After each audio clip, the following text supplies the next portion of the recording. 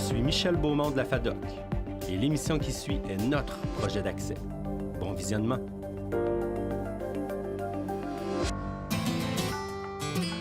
La FADOC Région de Québec et Chaudière-Appalaches est fière de vous présenter l'émission Ça passe trop vite.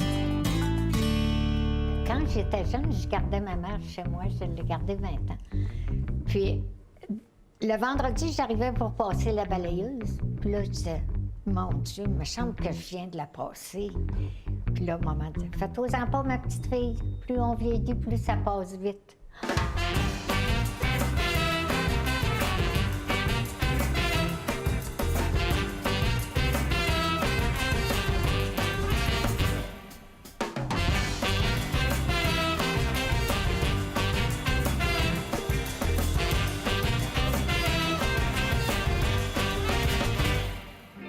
La ménopause, là, c'était vraiment une période difficile, vraiment à passer, là.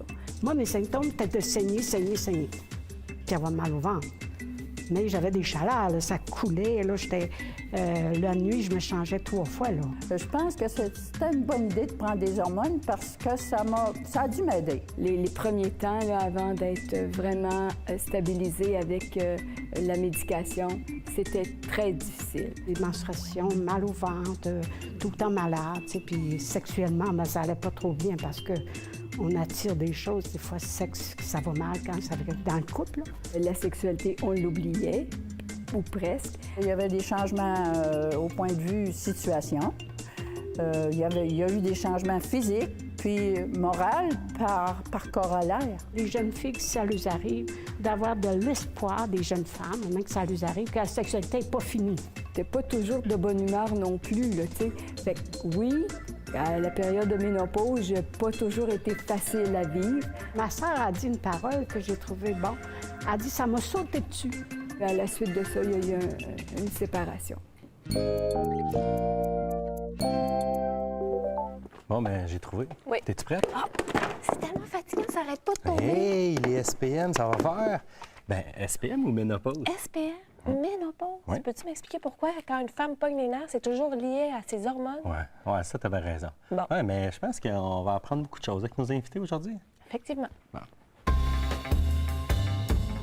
Cette semaine, nos invités s'expriment sur l'andropause et sur leur ménopause. Denise et Daniel ont vécu de façon très désagréable, tandis que Claude a passé au travers sans trop s'en rendre compte. Saurons-nous enfin la vérité sur ces fameux symptômes qui semblent rendre la vie si infernale à tous? Est-ce que c'est un sujet qui est trop tabou ou est-ce qu'on en parle assez publiquement? Qu'est-ce que vous pensez de ça? Pas du tout, pas du tout. C'est pas un sujet qui est tabou, mais c'est un sujet qui peut passer très bien. Ça dépend, je pense, avec l'humeur qu'on l'atteint. Mais on s'entend qu'on n'en parle pas beaucoup, là. Notre référence collective, c'est Clémence Desrochers en 1987. Donc, ça fait presque un bail. 30 ans. Oui. On n'en parle pas. On n'en parle pas parce que j'ai fait une enquête avant de venir, puis des amis de 20 ans, même ma chum, que ça fait 20 ans qu'on se connaît, j'ai jamais demandé comment elle avait passé sa ménopause. Oui. Fait que c'est fort, là. On a souffert tout seul, des fois. Ceux qui ne souffrent pas, c'est correct, mais, tu sais, on n'a jamais... Claude, elle n'a pas souffert. Oui. Non, non, Claude non. a été chanceuse, elle n'a pas souffert. Puis je ne savais pas qu'elle n'avait pas souffert, comprends-tu? Mais 20 est-ce ans. qu'on n'en parle pas parce qu'on est gêné des symptômes qu'on a eus ou est-ce que vous avez eu beaucoup de symptômes, Daniel? Ah oui, j'en ai eu beaucoup de symptômes. Beaucoup de symptômes.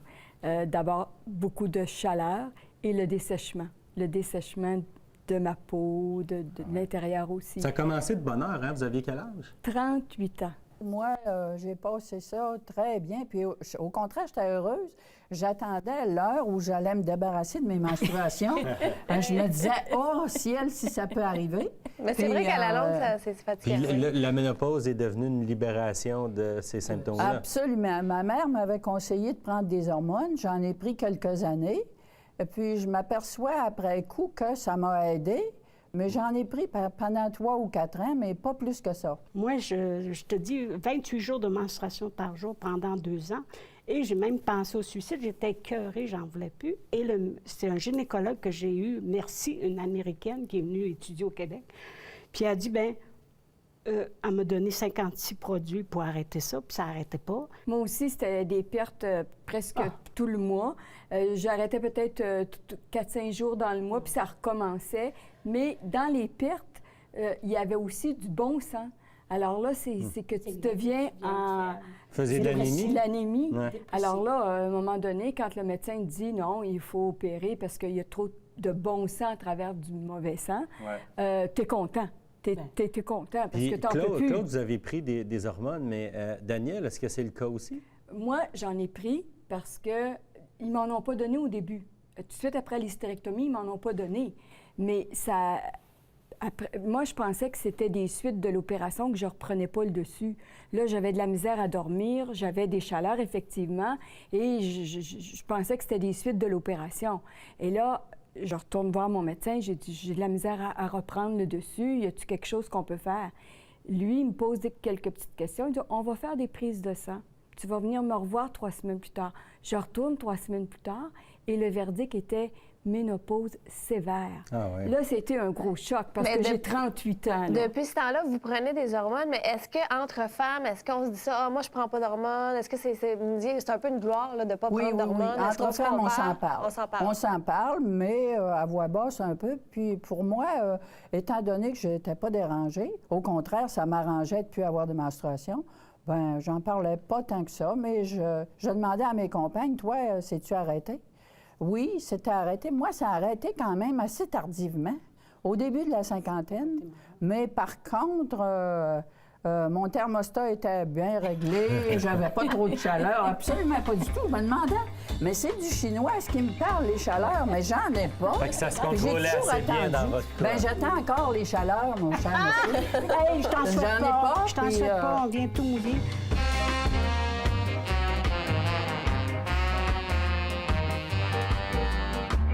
Docteur Drouin, quand arrive la ménopause ou la préménopause, là, la question que les femmes se posent, c'est est-ce qu'on prend des hormones ou non? Il y a beaucoup de questionnements, beaucoup de craintes aussi. Qu'est-ce qu'il y en est? Il y a une quinzaine d'années, là, il y a une étude qui était sortie Exact. affirmant que le risque de cancer du sein augmentait, notamment. C'est ça, Qu'est-ce qu'il y en exactement. est? Et c'est encore très présent dans le Oui. questionnement des femmes par rapport aux hormones. Ils viennent nous voir et disent, j'ai peur des hormones. Oui. Par contre, on a des symptômes. Et c'est l'étude White de 2004 et ça a laissé des traces, mais ça en laisse beaucoup encore là, sur le... Vous, on arrive dans votre cabinet et on vous demande, on vous pose la question. Absolument. oui. Ah, puis on a peur. Alors là, ce qui, je dirais la conduite médicale, c'est qu'on traite des femmes qui ont des symptômes. Donc, je vais dire, madame, vous êtes en ménopause, mais si vous n'avez pas de symptômes, c'est sûr qu'on ne donnera pas d'hormones. Ce qui était la différence à cette époque-là, c'est qu'on donnait des hormones en prévention. On disait aux femmes, vous avez une prévention cardiovasculaire, vous avez une prévention ostéoporose, et ainsi de suite. Alors qu'actuellement, on va traiter une femme qui a des symptômes. Bon, bien, parlons-en justement de ces fameux symptômes. Qu'est-ce qu'il y en est? Bouffée de chaleur? Je dirais qu'au départ, c'est quasiment le premier, celui Oui. qu'on entend le plus souvent. De 60 à 80 des femmes ont des bouffées de chaleur, parfois extrêmement incommodantes, et c'est souvent la raison de consultation. Mais ce qui est embêtant dans tout ça, c'est que ce sont des symptômes qui touchent partout. C'est-à-dire qu'ils peuvent toucher le psychologique. Donc, une femme va être fatiguée, ça semble une dépression. Une femme va avoir des douleurs musculo-squelettiques. Trouble de mémoire. Trouble de mémoire. Elle pense Quand même, comment- on ne peut pas se douter. On ne peut pas se douter que c'est ça nécessairement. Non. Au départ, on pense plus à un Alzheimer ou on dirait le cerveau vieillit, ainsi de suite. On ne pense pas tout de suite parce que ces symptômes-là arrivent tranquillement.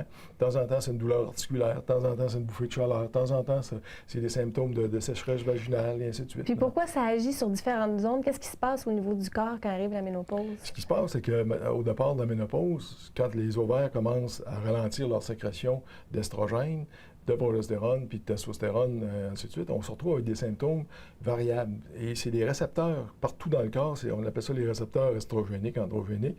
Et ces récepteurs-là, il y en a sur les os, il y en a au cerveau, il y en a au niveau de l'utérus, et ainsi de suite. Donc, c'est ce qui fait qu'on se retrouve avec des symptômes variés, mais c'est la baisse de sécrétion hormonale qui finit par faire soit les bouffées de chaleur ou tous les autres symptômes importants de la ménopause. Puis si on compare, par exemple, à des syndromes prémenstruels, quelqu'un qui a des symptômes liés à la ménopause, est-ce que c'est comparable ou vraiment, comme ça va tout azimut, c'est complètement autre chose? Ça ressemble au début au syndrome prémenstruel parce que les menstruations sont plus difficiles, il y a des écarts entre les menstruations et parfois le syndrome prémenstruel qui était déjà présent dans la trentaine augmente. Donc, on est dans la période, ce qu'on appelle périménopause. Il y a la périménopause puis la postménopause. Oui. Donc, on se retrouve dans un espace qui peut varier de 5 à 15 ans. Il y a des femmes qui vivent ça longtemps. D'autres, on dit toujours que c'est un espace de 5 ans, mais c'est pas toujours 5 ans. Puis les femmes qu'on a rencontrées, elles, ça correspondait à une époque charnière dans leur vie. Certaines, ça fait... Il y a une séparation avec leur conjoint. Est-ce qu'on sous-estime cette période-là de notre vie, la ménopause? D'abord, on n'en parle pas beaucoup. Hein? Exactement. C'est la raison pour laquelle j'ai écrit un livre, à un moment donné, Le couple en pause, parce que je disais aux gens, aux couples, mais tout ça, avant de vous séparer, mesurez vos hormones. Parce qu'il arrive, donc, à l'histoire des hormones, c'est ça, c'est quand les hormones baissent, on ne se comprend pas trop, et on est souvent, comme femme, une période de sa vie où on a un poste de direction, on a aussi des tâches familiales, on est très près d'être grand-mère, ou ainsi de suite. Donc, on sollicite beaucoup le corps, puis comme s'il manque de gaz, excusez-moi le terme, c'est à peu près ça, les hormones sont en ralentissement. Puis on se questionne par rapport à son chum, par rapport au désir, même le désir sexuel. Il y a beaucoup de troubles de sexualité à cette époque-là. Donc finalement, on se retrouve dans une espèce de multi-symptômes où on ne se comprend plus. Fait qu'il y a souvent des séparations qui sont parfois à tort. Mais donc, vérifiez vos hormones, consultez. Oui. Puis en prévention, est-ce que l'activité physique, l'alimentation, est-ce que ça joue un rôle? Ça, c'est la trame de fond tout le temps. Le concept de santé globale, là, et l'alimentation, c'est sûr, tout le long. Mais l'activité physique, puis modérée. On est souvent d'autres extrêmes. L'activité physique extrême, c'est pas meilleur que de ne pas en faire du tout. Donc, par exemple, 10 000 pas 3-4 fois par semaine, des exercices qu'on dit de stretching, d'étirement, deviennent extrêmement importants à cette période-là. Autour de la ménopause, les ligaments sont plus difficiles, sont plus tendus, et ainsi de suite, sont plus inflammatoires. Puis au niveau de vos collègues, est-ce que ça a quand même évolué la façon dont on traite ça? Avant, dans les années 60, on prescrivait des antidépresseurs où on traitait les femmes, c'était plutôt du niveau psychologique, mais voire psychiatrique. Qu'est-ce qu'il y en est? Est-ce que ça a quand même évolué? Oui, actuellement, on reconnaît la période de la ménopause, on reconnaît l'influence des hormones sur le psychologique, sur l'énergie, et ainsi de suite. Et ce qui évolue peut-être plus lentement, c'est le niveau de la testostérone chez la femme, parce que les femmes ont un niveau de testostérone qui est 10 fois moins élevé que les hommes. Mais il y en a quand même. Et ça a l'air d'une dépression quand la testostérone est basse. Quand toutes les hormones sont basses, ça ressemble toujours à une dépression. Donc ça évolue plus lentement. Mais le concept en médecine, c'est qu'on traite une femme qui a des symptômes, et ça, tous les médecins dans l'enseignement universitaire, et ainsi de suite, on le fait, et ça, c'est assez reconnu actuellement. Il y a des femmes qui ont encore beaucoup peur des hormones. Évidemment, il y a des contre-indications, il y a toujours le cancer du sein, et ainsi de suite. Les hormones ne donneront pas un cancer du sein, elles ne feront pas apparaître un. Sauf s'il y en a un qui est là, bien, finalement, on va le stimuler aussi. Donc, il faut être prudent sur ce côté-là. Et comme vous dites, concept de santé globale, donc exercice physique, alimentation. Et c'est le temps de questionner le sens de sa vie aussi à cette époque-là. Merci, Dr. Drouin. Ça fait plaisir.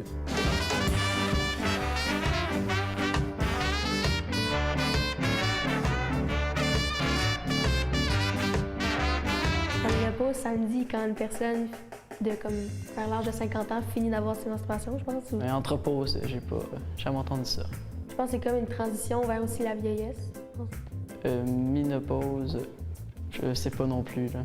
Perdre ses menstruations, ça, je sais que c'est une des choses dans la ménopause, là, mais il y en a d'autres, là, mais je sais pas toutes. C'est quand les femmes sont plus vieilles, puis ils arrêtent de produire des ovules. Ça ne dit pas grand-chose. L'effet secondaire, je pense que ça occasionne des chaleurs, un peu un débalancement hormonal.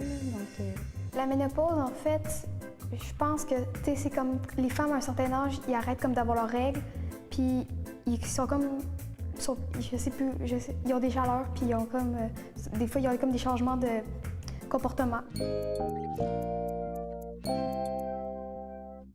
Est-ce que la manière dont vous avez vécu votre ménopause, ça a influencé vos relations avec votre conjoint ou avec vos enfants?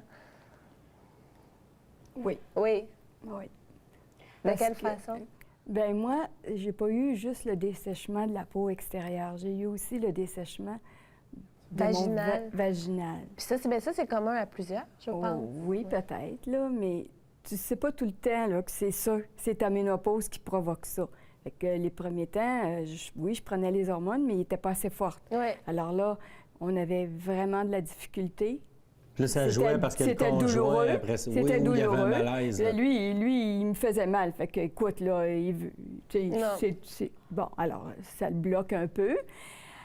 Alors, après quelques temps, ben là, tu vas voir le médecin. Ouais. Fait que là, tu as une crème vaginale, plus augmenter les hormones. Ça devient compliqué, ça devient agaçant. Puis, mais au niveau de la patience aussi, non? Est-ce qu'il y a des sortes d'humeur? J'étais divorcée, j'étais seule. J'ai eu des conjoints. Bien, j'ai eu des conjoints, c'était 2 ans non-sexualité. Parce que, tu sais, tu ne vas pas rencontrer un monsieur un soir que tu as, en tout cas. Une hémorragie. Mais c'est pas comme elle. Moi, après ça, là, j'étais ma libération, ma liberté. Là, j'écoute son histoire, puis moi, j'ai commencé à vivre. Oui. Après ça? Après la ménopause. Pas de saute d'humeur comme telle. Non. Avant. Oui. Avant C'est l'opération. du chinois, oui. Oui, j'étais haïssée à ma main, je l'ai resté après. Mais si on fait... Vous n'avez pas vraiment senti les effets néfastes de la ménopause, mais à l'inverse, si votre conjoint, est-ce qu'il a vécu une andropause ou est-ce que ça a fait l'inverse de vous? Je le sais pas, parce qu'à ce moment-là, c'est justement, je vivais une séparation. OK. À ce moment-là, la C'était vie pas de ça la famille raison. était terminée. Alors là, j'ai changé ma familiale pour une sportive, comme ils disent. Tu sais, je veux dire, j'ai changé de vie. Là, au travail, manquez-vous d'énergie? C'est plus difficile? Je manquais d'énergie, j'avais des chaleurs. Fait que c'est pour ça que moi, là, la Prémarine, là, cette pilule-là, enlevez-moi la pas, là, c'était ma survie, là, tu sais. Je voulais pas avoir ça, des chaleurs au travail. Puis oui, j'ai eu des sauves d'humeur importantes. Puis probablement, il y avait beaucoup de psychologie aussi dans ça, là. Parce que je me sentais vieille. Moi, c'est pas ça du tout. Moi, je l'ai vécu comme une libération. Comme une libération, absolument. C'est la meilleure période de ma vie, je pense. Ah oui? Oui, parce que tu n'as plus aucune obligation vis-à-vis de ça. Plus de menstruation, ça a été phénoménal. Génie, ça doit te donner le goût de commencer à... On peut aller à la piscine. Vivement la ménopause. On peut aller à la piscine à toutes les semaines sans avoir l'incommodation, Puis là, porter le bikini, tout. Puis si je vous dis andropause, ça vous dit quoi? Ben moi, je pense, en tout cas, que j'ai eu un mari qui l'a eu puis qui ne s'en est pas aperçu parce que j'ai divorcé. Et c'est sûr que le divorce peut aller avec les menstruations trop, le monsieur qui veut et la madame qui peut pas. Et ça aide pas un couple, là. Ouais. Malgré que quand ça va mal d'avance, c'est encore pire. Puis andropause, si je vous dis ça, Ben, il y a beaucoup d'hommes. Les hommes n'en parlent pas. Les hommes sont très réticents à parler de ça. J'ai essayé d'en trouver un qui vienne avec nous autres, puis ils s'en ont pas aperçus. Personne ne veut en parler. Mais c'est le fierté, c'est le fierté qui est mise qui est réduite parce que eux autres, je pense qu'ils doivent associer ça à l'infertilité ou je suis plus capable d'honorer ma femme ou quelque chose de même.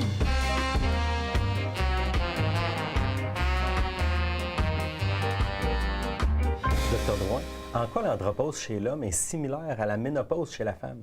Finalement, on se retrouve dans une période de la vie où l'homme vieillissant, ses hormones diminuent comme chez la femme, puis on se retrouve avec des symptômes, surtout la testostérone. Évidemment, les hommes ont d'autres types d'hormones, mais c'est celle-là qui est plus significative. Ouais. On parle d'andropause, mais il y a toutes sortes de termes qu'on peut définir. On va voir, par exemple, le syndrome de déficience en testostérone. On va parler d'hypogonadisme acquis pour les médecins entre eux autres. Finalement, c'est toute la même chose. C'est l'andropause. Les anglophones parlent de male ménopause. Donc, c'est là qu'on voit que c'est très proche de la ménopause. Donc, mais c'est des symptômes donc, qui se ressemblent et qui sont aussi à peu près du même ordre. C'est-à-dire que dans les symptômes qu'on va retrouver, c'est ce monsieur qui vient nous voir et qui est fatigué. Justement, quand on parle des symptômes, là, on voit ici, on a un tableau qui en énumère quelques-uns. C'est quoi les symptômes les plus fréquents? Ce qu'on va retrouver, dans le fond, ce qu'on voit ici, c'est les récepteurs d'androgène. C'est-à-dire la testostérone agit sur ces points rouges-là. Oui. Et le premier, c'est le cerveau. Donc, c'est cet homme qui va se retrouver avec un manque d'intérêt, difficulté à faire ses tâches, trouble de concentration, exactement comme chez la femme. Ouais. Il manque, le terme, il manque de drive, finalement. Mais c'est des symptômes similaires à la dépression, mais c'est pas une dépression. C'est pas une dépression.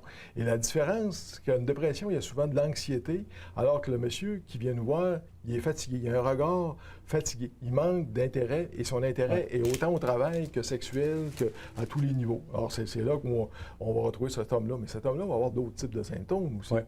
On va se retrouver, par exemple, avec des douleurs musculaires. Il va manquer de baisser, de diminuer de force musculaire, des troubles d'érection. Oui, la libido aussi, ça doit jouer là-dessus. Beaucoup la testostérone, on parle d'une hormone du désir. Donc, un gars qui a une testostérone basse, comme chez les femmes, il y a un manque de désir, mais un manque aussi d'intérêt global. Est-ce que c'est tous les hommes qui sont atteints?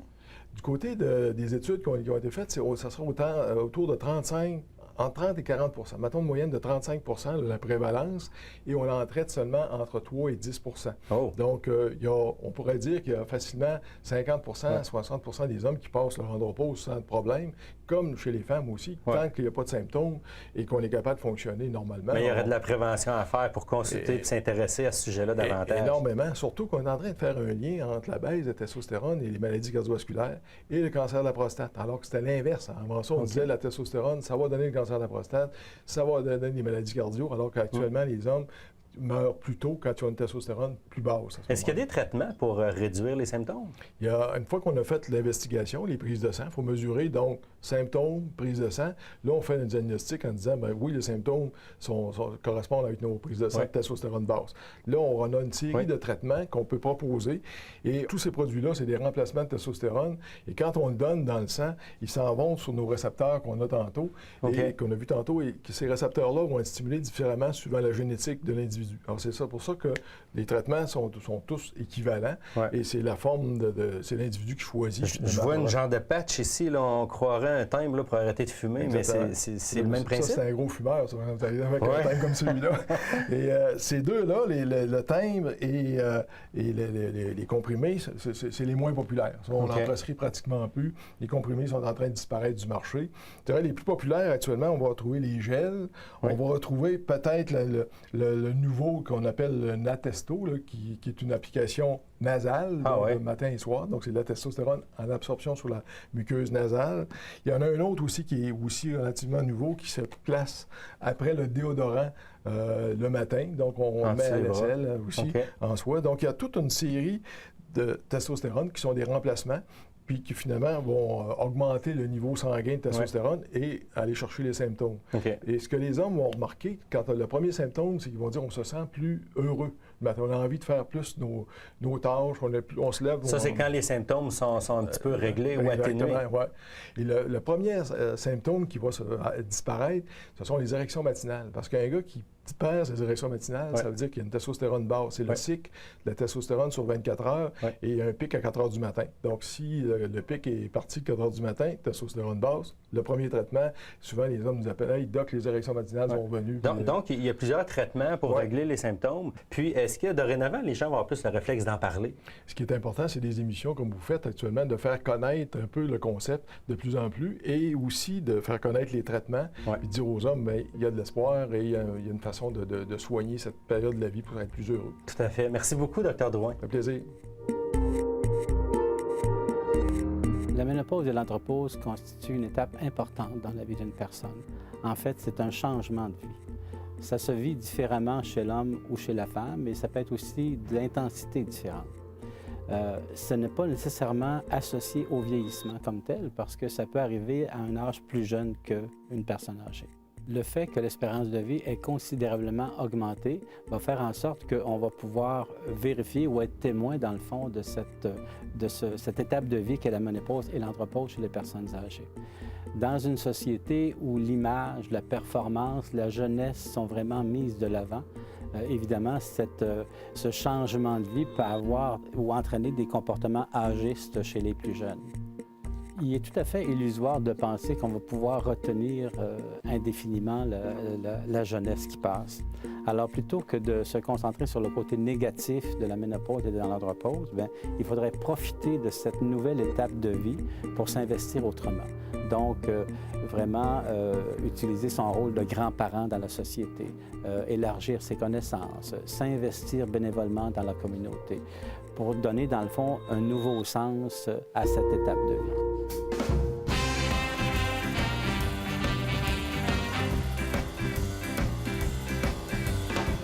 Pour moi, ça a été très difficile, la ménopause, parce que j'ai été opérée pour la grande opération. On m'a enlevé les ovaires, l'utérus. Non, la ménopause, d'abord, je l'ai commencée à 39 ans et ça a été un charme. Je me suis jamais aperçue de rien. Autrefois, avec nos parents, on ne nous en parlait pas du tout. C'était tellement tabou dans ce temps-là. Hein? On n'était pas capable de parler de rien. Nous autres, tout était caché. Puis quand c'était question de sexualité, c'était pas comme aujourd'hui. La ménopause, je me suis pas rendu compte de ça. J'ai bien vu que c'était pas normal parce que j'étais plus menstruée. Ça fait que j'ai dit, qu'est-ce qui se passe? Je suis allée voir mon médecin, puis il m'a tout expliqué. Ça a très bien été.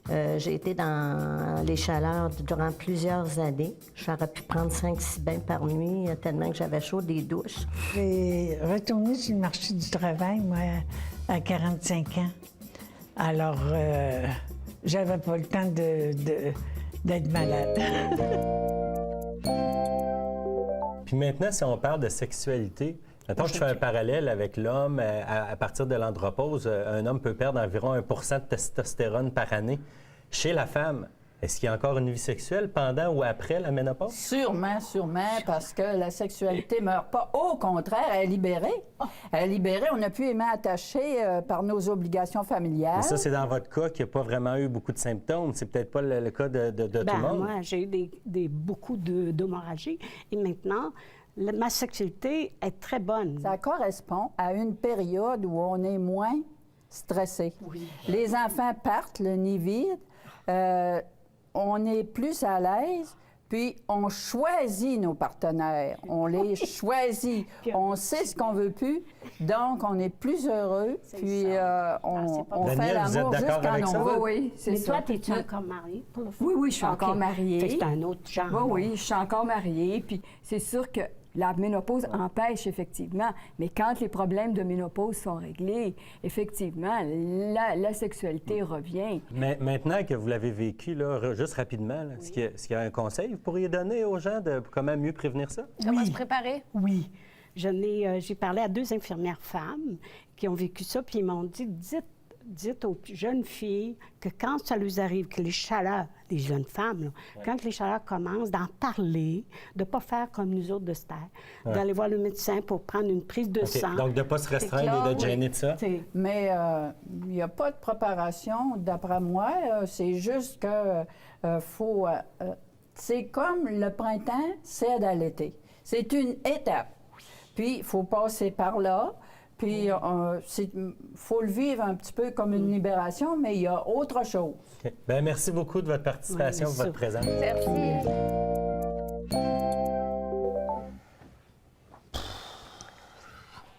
Non, Michel, t'as donc bien chaud. C'est le fait d'en avoir parlé pendant 28 minutes qui te donne l'impression d'être dans ton andropause. Ah, ben non, andropause, oui, non.